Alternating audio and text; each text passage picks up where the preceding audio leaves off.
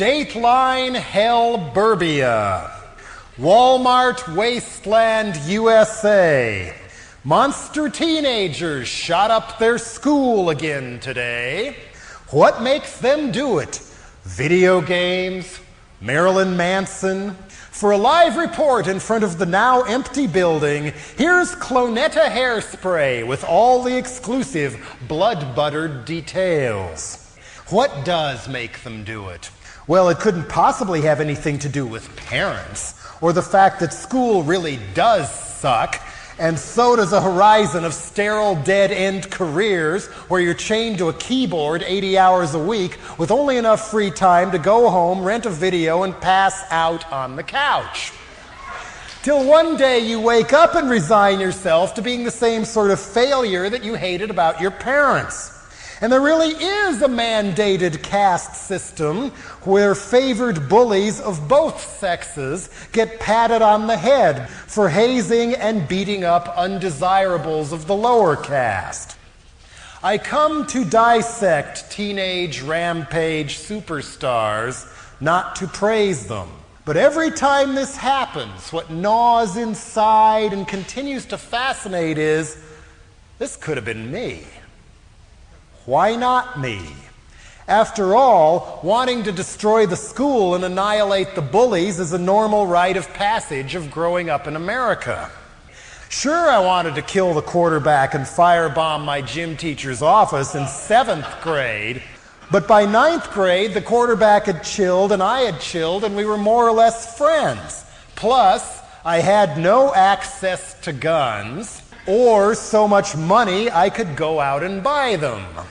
But still, what made them do it? What made them actually go through with it? Doom? Marilyn Manson? Be serious. Millions of other people play Doom and don't run out and kill the school. Millions more check out genuinely bad things on the internet and don't turn into bad people. The 2 Columbine guys in Littleton, Colorado were a month away from graduation, free at last after 12 long years, and never have to see all those people they hated again. Why? It makes no sense. If Manson was such a big influence, why didn't they wait 5 more days and go see his kick-ass live show in Denver? It makes no sense.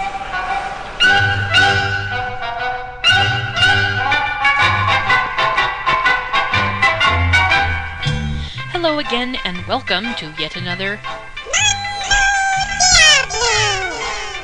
This week I present a lovely rant by political candidate, spoken word artist, and punk rock musician Reverend Jello Biafra.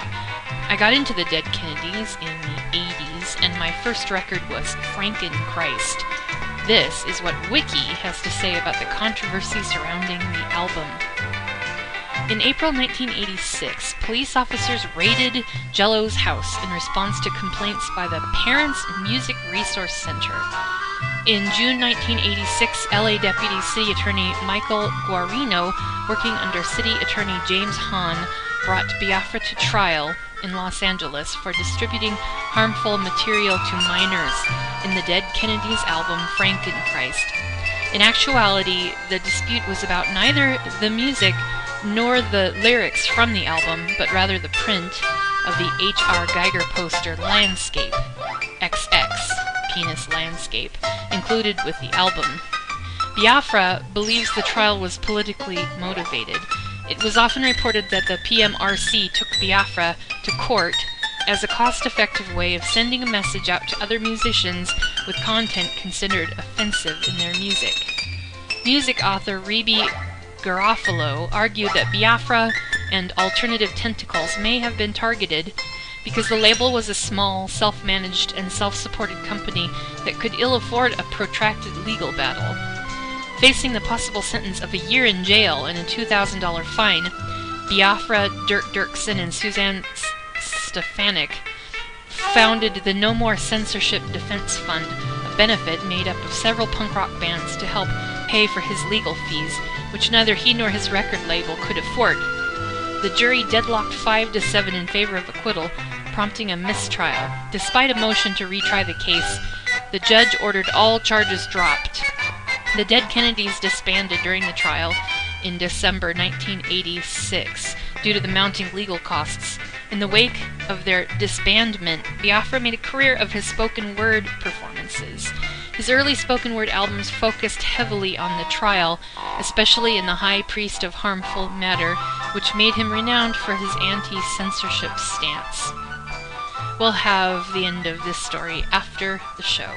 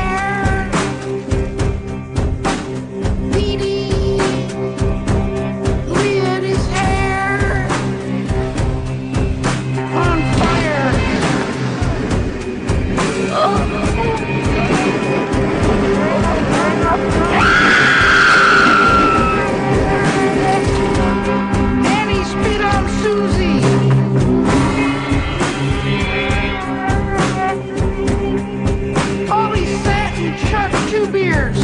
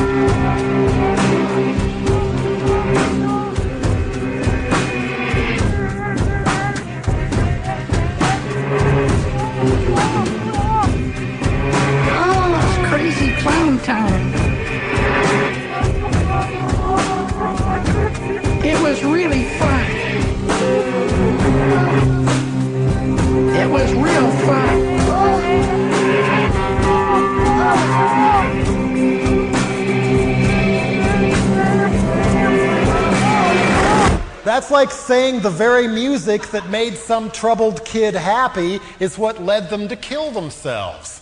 It makes no sense. I'm glad I didn't go to Columbine. I went to Boulder High School, about 20 miles north. Even then, Columbine had a reputation as a darkly conservative rich kids' school, possibly the wealthiest in the whole state. Sure wish my school could afford equipment to get class credit learning how to make videos. But what really creeped me out about Columbine was the impression that if you didn't fit in where you were supposed to fit in, you had nowhere to go but to join the anti-clique clique. Huh? At least at Boulder High, there was a large enough pool of mutants that creative degenerates like myself could have their fingers in several different pies, even a straight one or two. None went deep enough for me to feel a sense of acceptance or belonging, but deep down inside, I knew I was me. I was my own person. I liked that. There were reports that outcasts at Columbine, like at so many of today's schools, were punched in the head in the hallway as they went to class, pissed on in the showers by the jocks. Stuff like that would never have been tolerated at Boulder High.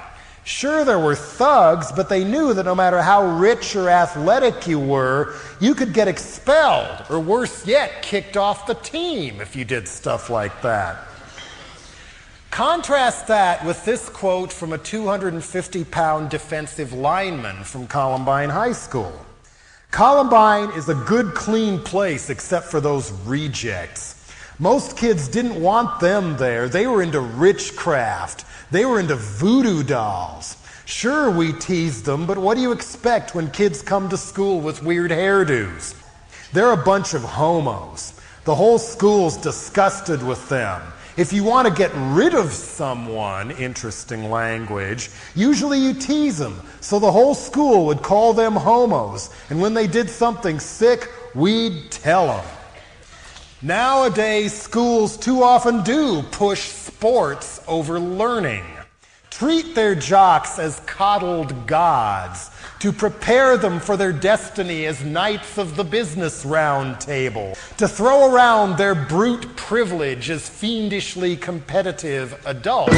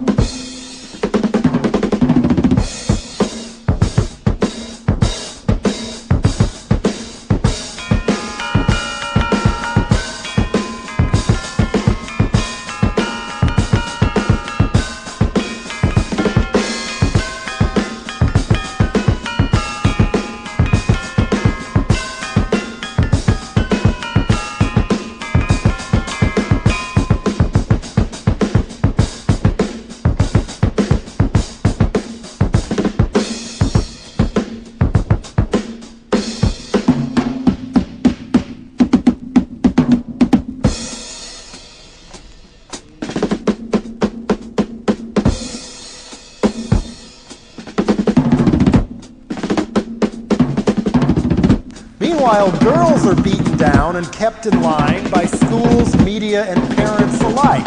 No matter who or what you are, you're fat, you're ugly, you're inadequate, your breasts are too small, your butt is too big, your butt is too small, your breasts are too big, worse yet, your brain is too big. And if you're not as thin and perfect as the plastic beautiful few, there must be something horribly wrong with you. So buy this, and buy this, and buy this, and buy this.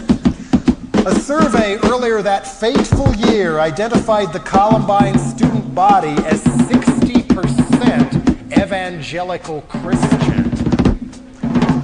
A strain my uncle once called obnoxiously religious.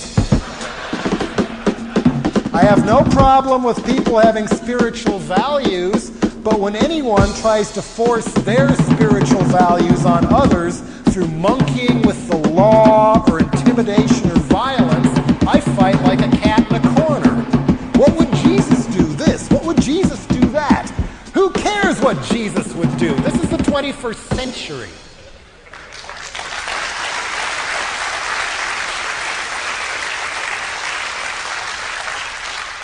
I doubt the shooters at Columbine are the only ones who have rightly or wrongly felt seriously threatened by this. Being bullied to believe is the strongest reason I know of not to let prayer back in public schools.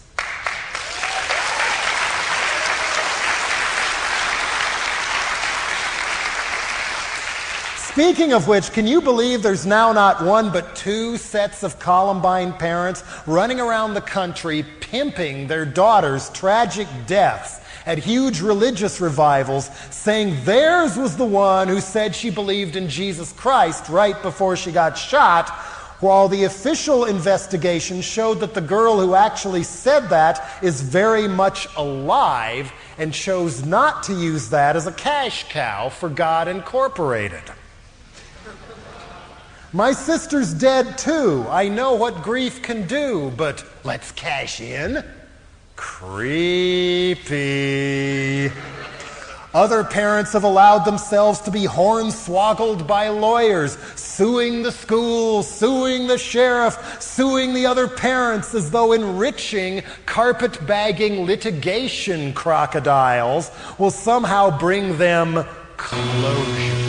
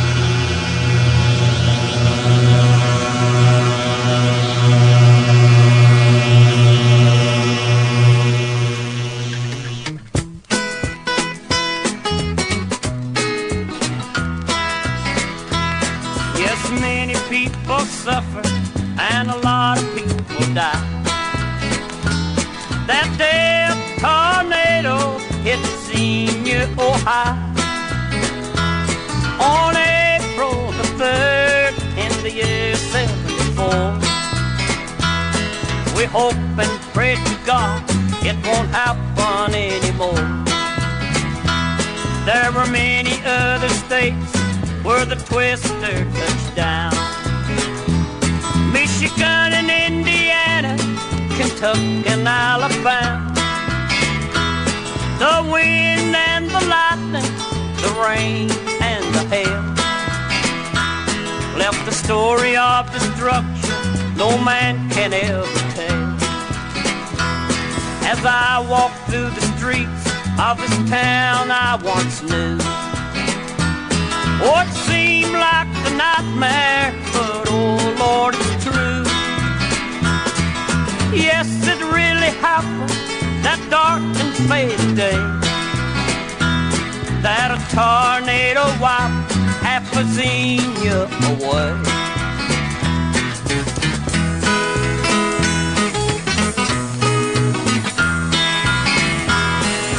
There were many families around their tables at home. They were eating their supper as though nothing was wrong. Then all at once it came like a great roaring lion, leaving death and destruction and broken homes behind. Many homes were destroyed, some were blown away.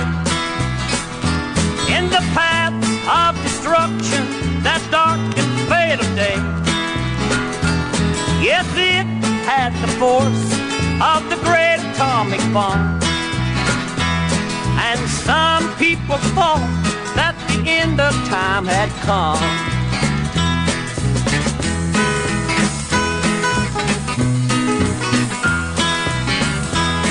To be left alone can be awful sad. No wife to call you darling, no kids to call you dad. No car in the driveway, no place to call home. But if you have Jesus, you're not all alone. Now the people in this town, they have a lot of pride.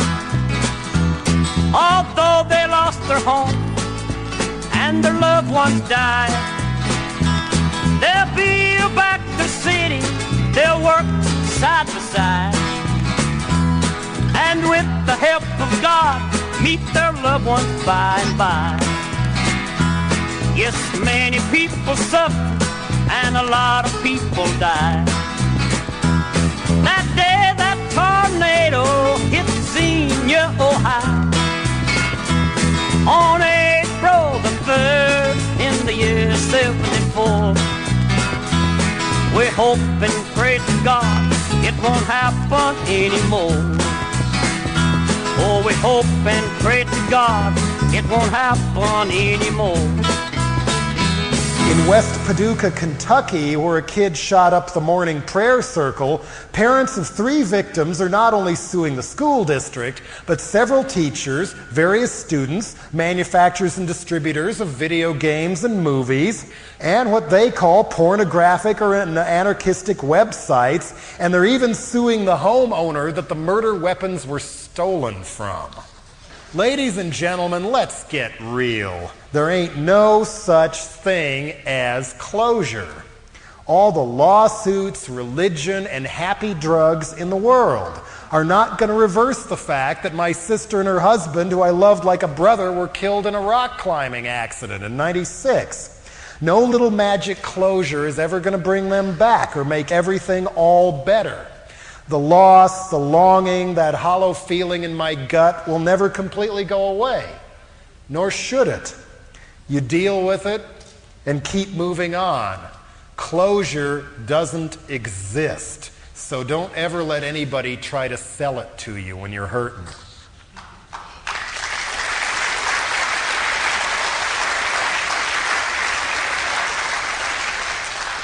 The creepiest school shooting rampage to me is still the one in Arkansas.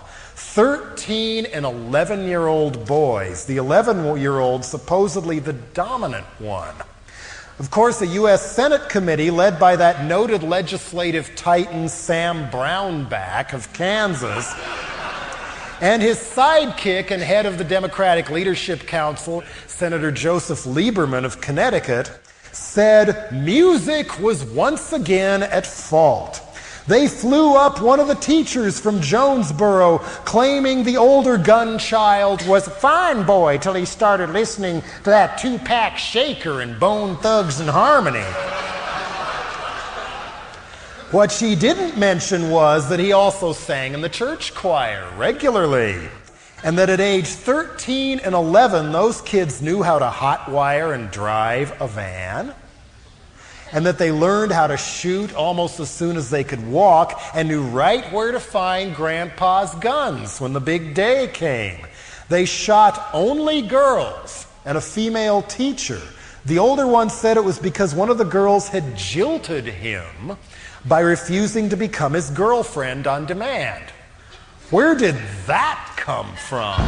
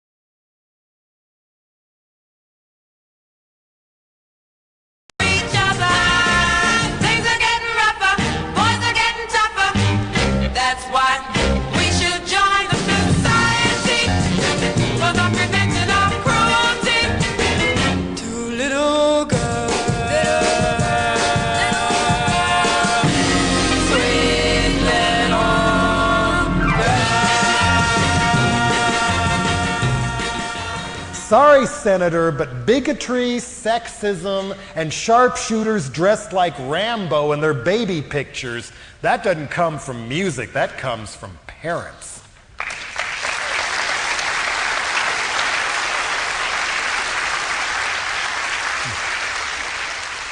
So ban black trench coats. That'll solve the problem. The Columbine shooters were not in the trench coat mafia or Marilyn Manson fans, by the way. And Lord, none of these terrible things would have happened if we just hung up the 10 Commandments in all the classrooms. So we can make everybody memorize thou shalt not kill before they graduate and join the Marines.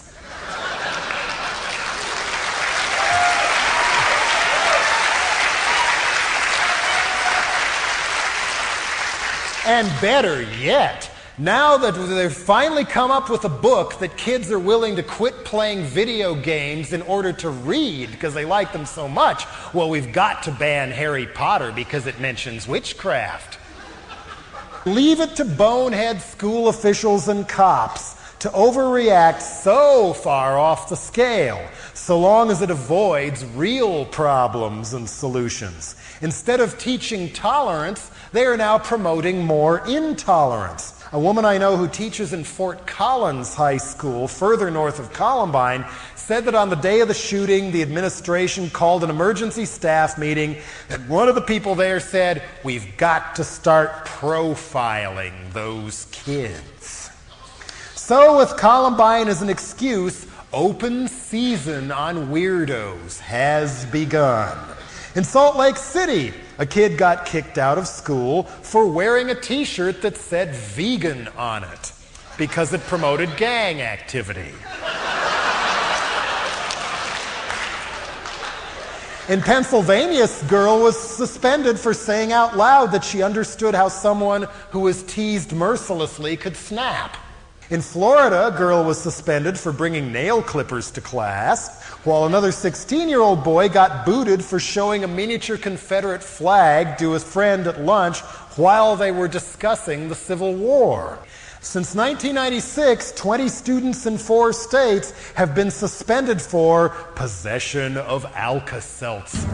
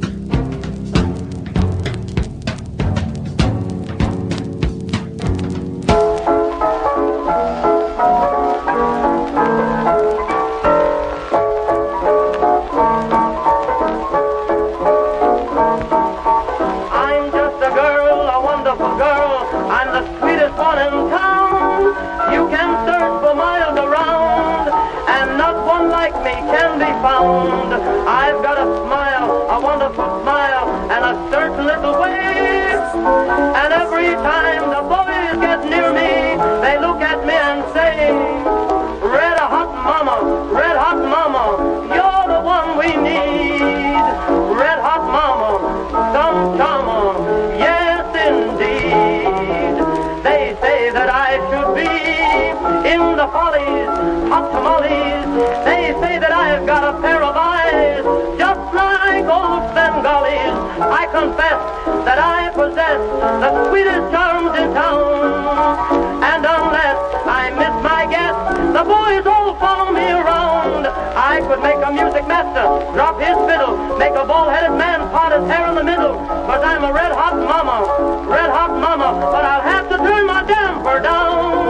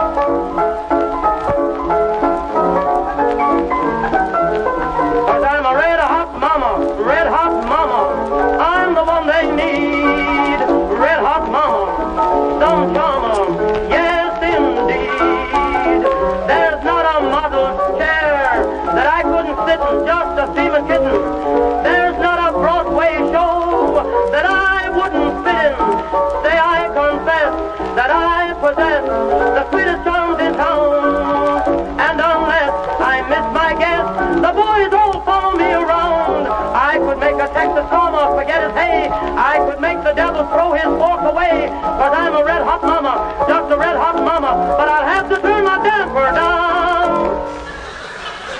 No matter how nauseating the curriculum, thou shalt not bring fizzies to class.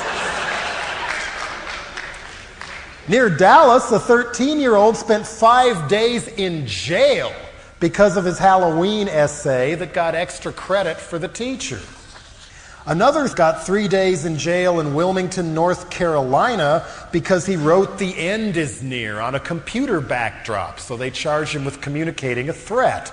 And 2 10-year-olds were charged with a felony in Virginia, trying to injure or kill their teacher because they squirted soap gel in the teacher's water bottle. The counterattack on kids who think has gone from funny to fierce to downright dangerous and sick. Sam Donaldson quacking away about the coming onslaught of goth gangs had me rolling on the floor with laughter. Less funny, however, is the Crime Prevention Resource Center out of Fort Worth, Texas, group of cops and concerned citizens who tell school officials and parent groups that goths are as dangerous a gang as Crips and Bloods, and that any child caught listening to Marilyn Manson should be put in a mental hospital. More and more school kids are developing serious back and shoulder problems thanks to lockers being torn out, so they have to carry all their books with them everywhere they go, preferably in see-through backpacks. In DeSalle High School in New Orleans, they don't just drug test athletes, they cut off a lock of everybody's hair every year and test them all for drugs. Further still out in Looney Land is Odessa, Texas, where students at Permian High School are now surrounded by a giant security fence, surveillance cameras even on the school buses, and must all wear barcode badges around their necks at all times that can be scanned to show everything they've done wrong and their medical records. Regular drills include sealing the hallways where students must drop their belongings where they stand, and all the belongings are run through metal detectors. Live SWAT teams drill right in school in Pittsburgh and Chicago. And our government and the private security industry have found a way to get it on the game too. Straight from Who's Afraid of Virginia Woolf, let's play Get the Geeks.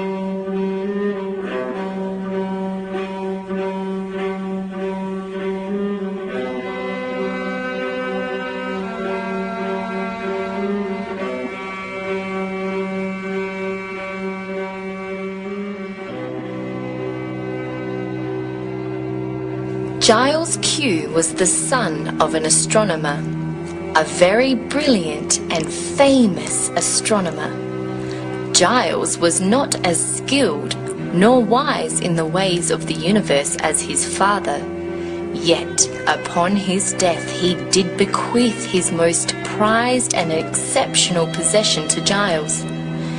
It was a mighty telescope that could see farther into the awesome depths of space than any other. And despite his inability to grasp the science behind it and the sheer potential of this tool, he was marveled by it nonetheless, and did at one time spend hour upon hour gazing at the wonders of the heavens. However, for some time now, only one such wonder held young Giles' interest.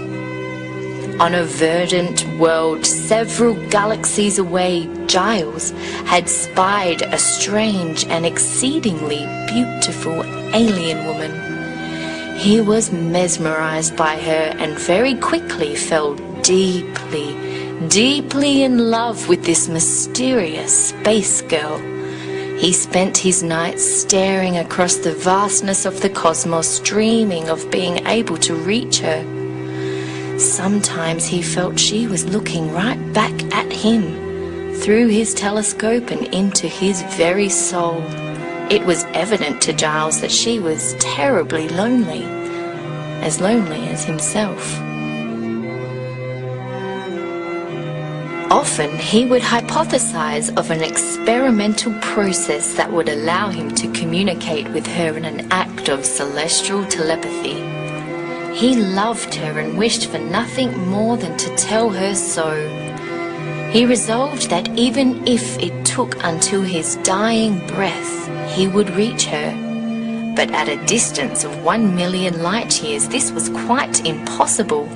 And science not being his strong suit, he never did realize that, given the speed light travels, she'd been dead for almost 1 million years.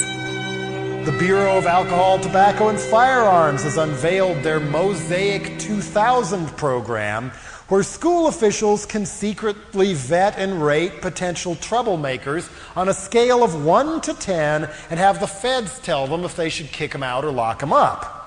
And Pinkerton, yes, that Pinkerton, when they're not busy shooting union activists in the earlier part of the century, Pinkerton offers cash prizes and t-shirts to kids who turn in their fellow students for being too weird under their WAVE program.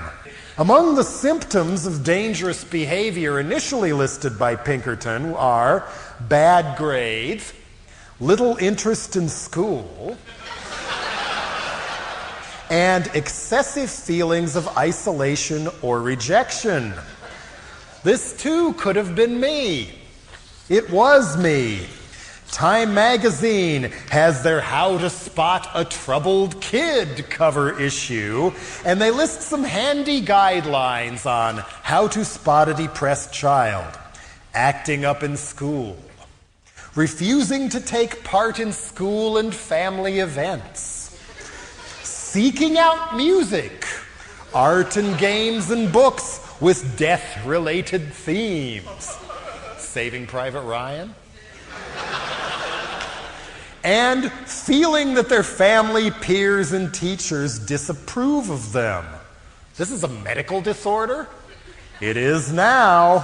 While in preschoolers, times experts say to look for overactivity, sad appearance, irritability, and tendency to portray the world as bleak. And the answer, of course, is not more sugar bomb cereal for the overactivity before school, not more Pokemon. The answer is drugs. No, not the fun drugs, but overused, abused narcotics like Prozac, Ritalin, Paxil, Zoloft, Xanax, made and overpriced by the very multinational drug cartels, companies, that help finance the Just Say No commercials, that help drug our paranoid populace into tolerating the drug war.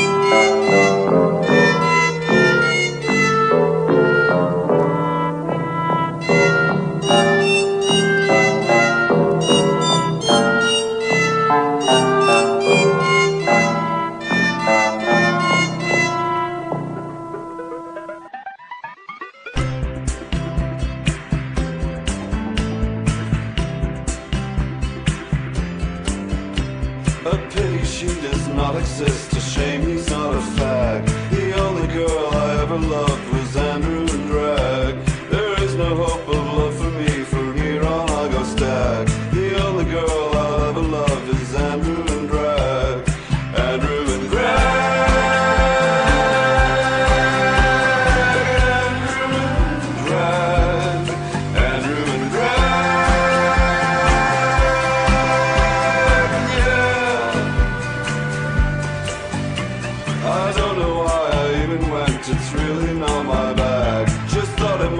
Funny to see Andrew and Drag. The moment he walked on the stage, my tail began to wag. Wag like a little wiener dog for Andrew and Drag.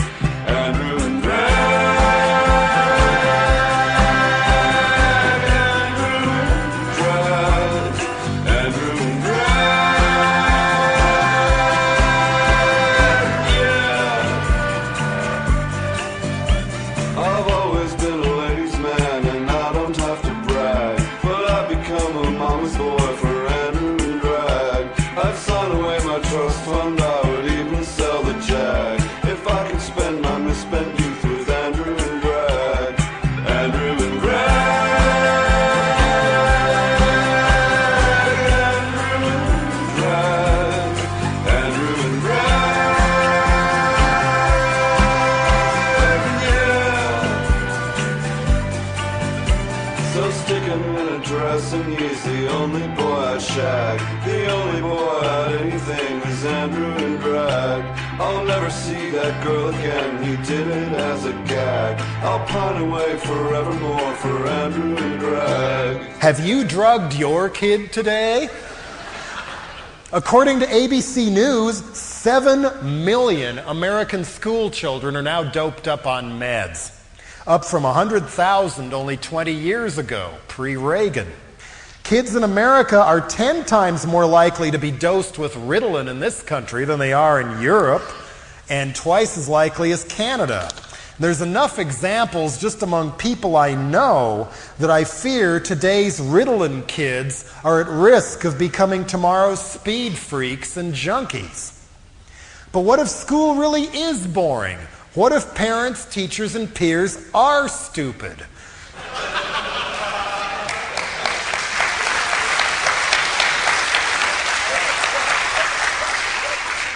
Does that mean we should drug our best and brightest minds of the future into submission and stupidity just to get them to obey? Smart remark, must be hyperactive. Bored with class, that's attention deficit disorder. We're drugging our kids so we don't have to talk to them. Overscheduling them with stupid activities instead of asking what they really want to do, or worse yet, spending actual time together with them. You have your own TV and computer in your room. Now go away. And let's not forget those new SUVs and minivans with built-in drop-down television screens so parents can sedate and ignore their kids without wasting a minute of precious cell phone time.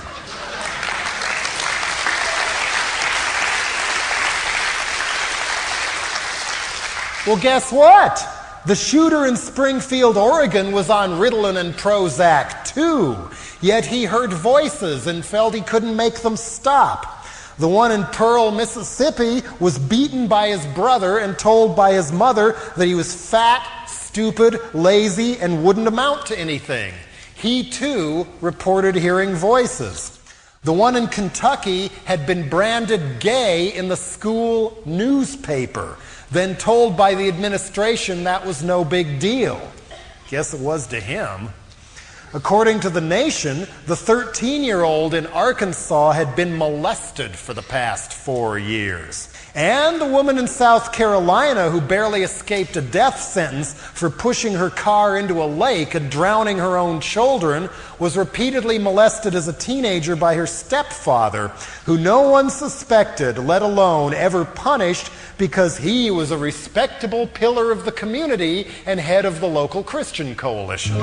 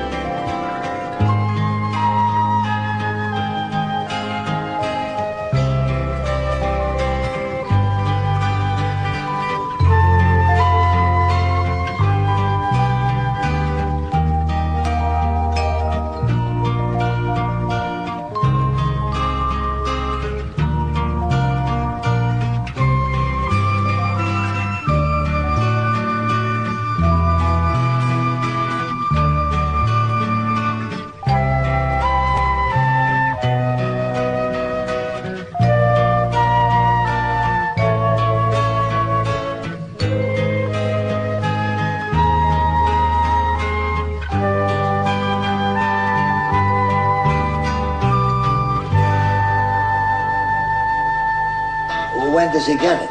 He doesn't. Why not? Because he broke the rules. What rules? We didn't see any rules, did we, Charlie? Wrong, sir, wrong. Wrong, sir, wrong. Wrong, sir, wrong. Wrong, sir, wrong. You lose a contract signed by him. You get washed. You get sterilized. You get nothing but pay. You lose. Wrong, sir, wrong. I said wrong, sir, wrong. You get wrong, sir, wrong. I said wrong, sir, wrong. You lose. Black and white, all there.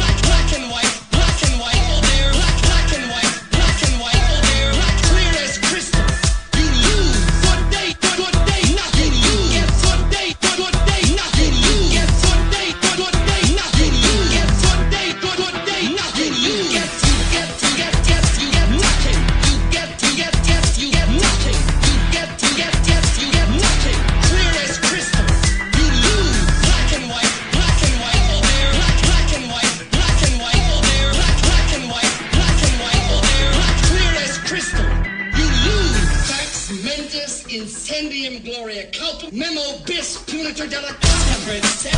You're a swindler. Wrong, sir. Wrong. You're a cheat. Wrong, sir. Wrong. You're a swindler. Wrong, sir. Wrong. And you're a monster. Good day, not you lose. Get good day, not you lose. Get good day, not you lose. Get good day, not you lose. Get 37 deep of a full static copy. 37 deep of a full static copy. 37 deep of a full static copy. 37 deep of a full static copy. You stole nothing, you what? You stole nothing, you what? You stole nothing, you what? Chocolate? Wrong. You lose. Black and white all there. Black and white all there. Black and white all there. Black and white all there. Mr. Wonka? I said. Mr. Wonka? Mr. Wonka? I said. I said. I said. Mr. Wonka? Mr. Wonka? I said. I said. Mr. Wonka? I said. I said. I said. Good day. Nothing is more dangerous than someone who truly believes their life is destroyed and they have nothing left to live for and therefore nothing to lose. Who don't necessarily want to die but feel they have no choice. Who are pretty sure who screwed up their lives and figure if I have to die, I'm taking them with me. This has been a brutal fact of ghetto life since time immemorial. But now that it's hit white suburbia, kids who don't buy into the game are all fair game. But no matter how much you profile and put up cameras and harass and ban music, some vacant stranger out there somewhere, raised on guns or raised on hate, mind-fucked by pedophile relatives, molested by Ritalin and Prozac, smothered by older brothers, successful siblings, and the pressure to be perfect, will find a way to be pop star for a day and will tune in and watch every time. The Columbine shooters thought there should be a movie about their lives, directed by Tarantino, or get this, Steven Spielberg. There's something very Ed Wood about that, if you ask me. And the hockey dad in Massachusetts who slammed someone else's dad's head into the locker room floor in front of the kids again and again until he was dead, what music did he listen to? And the online day trader in Atlanta who lost his shirt and gunned down his brokers, was he driven to kill by the influence of the Wall Street Journal? This could have been me. Why not me? Why not me? I do what I can to fill in the blanks for people who've only lived in the era of Reagan, Bush, Clinton greed, who never knew a time when corporations were supposed to obey the law, when government politicians weren't so brazenly corrupt, when there were actual differences between the Democrat and Republican Party, when there were actually people worth voting for and dreams worth believing in, when commercial radio didn't totally suck.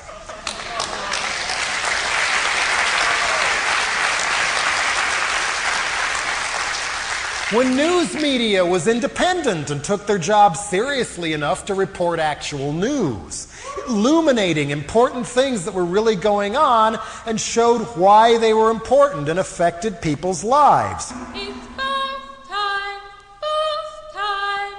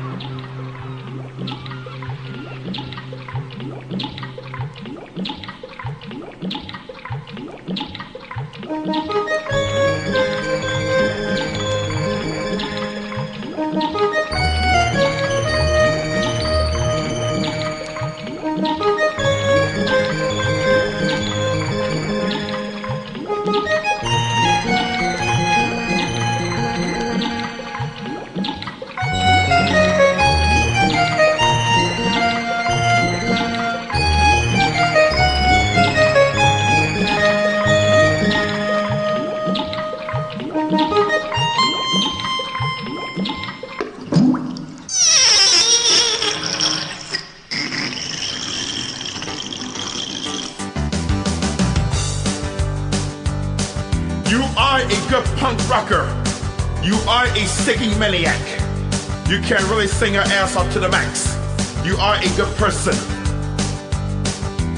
Jello Biafra, Jello Biafra, Jello Biafra, Jello Biafra. You are a rock and roller. You used to be the lead singer of the Dead Kennedys. You sing for the band Large. Keep on whipping it up. Jello Biafra, Jello Biafra, Jello Biafra, Jello Biafra.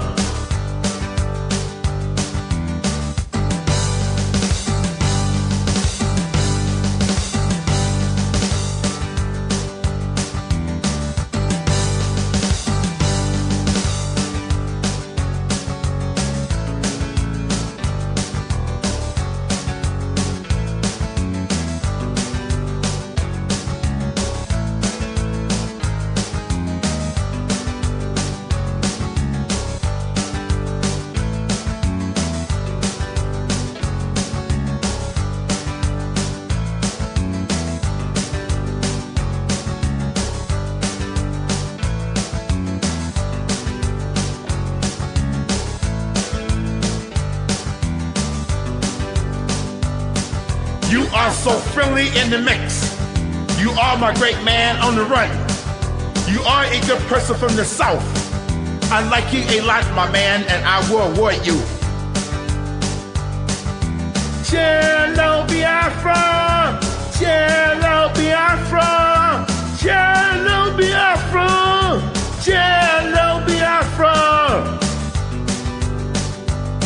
Rock over London, rock on Chicago, sprint. Be there now.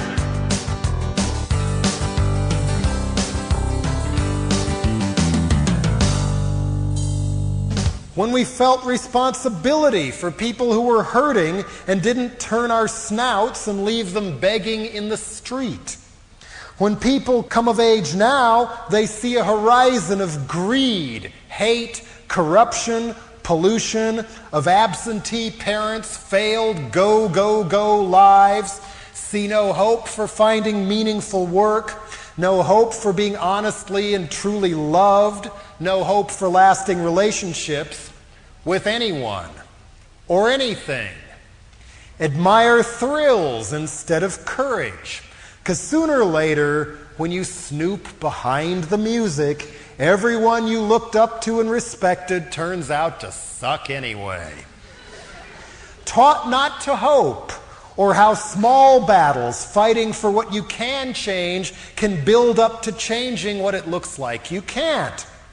How do we empower people to grow up unafraid to be their own person?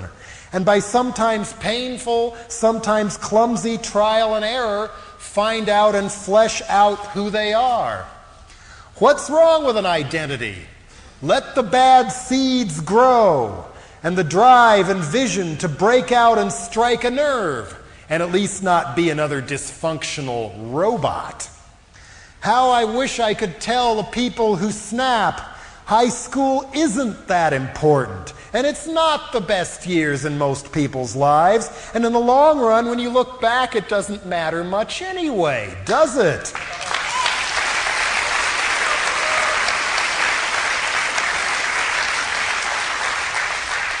And the sooner you stand up and piss on its grave, head into the dawn and get the hell out of town, find and build your own world and really be your own person, blunder into fellow mutants who see the same things you do, and know there's something better somewhere out there when you make the effort to create it, the smaller, more laughable, and totally unimportant those golden teenage memories and rose-colored scars become.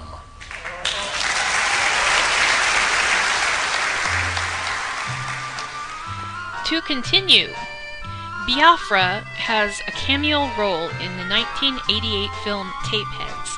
He plays an FBI agent who arrests the two protagonists, played by Tim Robbins and John Cusack. Whilst arresting them, his character asks, "Remember what we did to Jello Biafra?" lampooning the obscenity prosecution. On March 25th, 2005, Biafra appeared on the U.S. radio program This American Life, episode 285, Know Your Enemy, which featured a phone call between Jello Biafra and Michael Guarino, the prosecutor in the Frankenpreist trial. The episode was about Guarino's change of opinion and the reconciliation between Guarino and Biafra. And that's the story of Biafra.